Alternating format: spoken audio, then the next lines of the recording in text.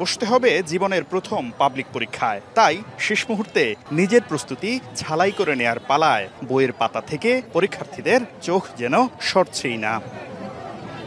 বৃহস্পতিবার সকাল 10টায় বাংলা প্রথম পত্রের মাধ্যমে শুরু হয় চলতি বছরের এসএসসি দাখিল ও সমমানের পরীক্ষা। নির্ধারিত সময়ের বেশ আগে থেকেই কেন্দ্রে আসতে শুরু করেন পরীক্ষার্থীরা। 9টার পরে লাইন ধরে প্রবেশ করেন পরীক্ষার হলে। এবার 11টি বোর্ডের অধীনে 19,28,000 পরীক্ষার্থী অংশ নিচ্ছেন।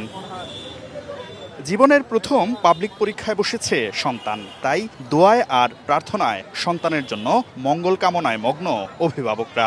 সন্তান যাতে ভবিষ্যতে প্রতিষ্ঠিত হতে পারে, এই তো ভালো মতো মানুষ হতে পারে, এই ভালো রেজাল্ট করতে পারে, এই দোয়া। আমাদের খুবই একটা নার্ভাস ফিল হচ্ছে যে সে যেন পরীক্ষা ঠিক মতো দিতে পারে, যেভাবে প্রস্তুতি নিচ্ছে। বাচ্চারা প্রথম পরীক্ষা দিতে আসে, এই জন্য অভিভাবকবৃন্দরও তাদের পাশাপাশি আমরা থাকি। পরীক্ষা শেষে প্রশ্নের মান, সময় ও পরীক্ষা পদ্ধতি নিয়ে নিজেদের অনুভূতি ব্যক্ত করেন পরীক্ষার্থীরা। গদ্যর যে পার্টটা, ওখান থেকে আসলে গল্প থেকে ওরকম আসে নাই, মোটামুটি সব প্রবন্ধ থেকে এসেছে। প্রত্যাশামূলক হয়েছে, অনেক ভালো হয়েছে। ওটা সিকিউটা একটু হার্ড এসেছে, কিন্তু এমসিকিউ ভালো।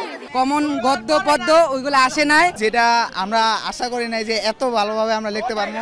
এদিকে রাজধানীর মতিঝিল সরকারি বালক উচ্চ বিদ্যালয় কেন্দ্র পরিদর্শন করেন শিক্ষা উপদেষ্টা। সাংবাদিকদের জানান, যে উৎস থেকে প্রশ্ন ফাঁস হয় সে উৎসগুলো বন্ধ করা হয়েছে, আর রেওয়াজ অনুযায়ী 60 দিনের মধ্যেই এসএসসি পরীক্ষার ফলাফল প্রকাশ করা হবে বলেও জানান তিনি। যেই সমস্ত সূত্র থেকে প্রশ্নপত্র ফাঁস অতীতে হয়েছে বলে জানা গেছে, আমরা চেষ্টা করেছি সেই সূত্রগুলো প্লাগ করা, যে সেখান থেকে যেন না হতে পারে। এদিকে পরীক্ষা কেন্দ্রের আশেপাশে 144 ধারা জারি থাকলেও একজন পরীক্ষার্থীর সঙ্গে একাধিক অভিভাবক ও ব্যক্তিগত গাড়ি নিয়ে আসায় কিছু কেন্দ্রের সামনে ভিড় সৃষ্টি হয়। আসলে জ্যামটা অ্যাকচুয়ালি দেশের পরিস্থিতির জন্য, এটা গার্ডিয়ানদের জন্য জ্যামটা, কারণ আমরা গার্ডিয়ানরা যদি সচেতন হইতাম তাহলে এই জ্যামটা হইতো না। এক একজনের সাথে তো 2-3জন এসছে, বাবা মা এসছে, বা ভাই বোনরাও এসছে, অনেকে এসছে, এই জন্য ভিড় হয়েছে। সারা বছরগুলোতে গার্ডিয়ান স্কুল তার বাচ্চাকে নিয়ে গেল, হ্যাঁ, তার একটা দায়বদ্ধতা থাকে।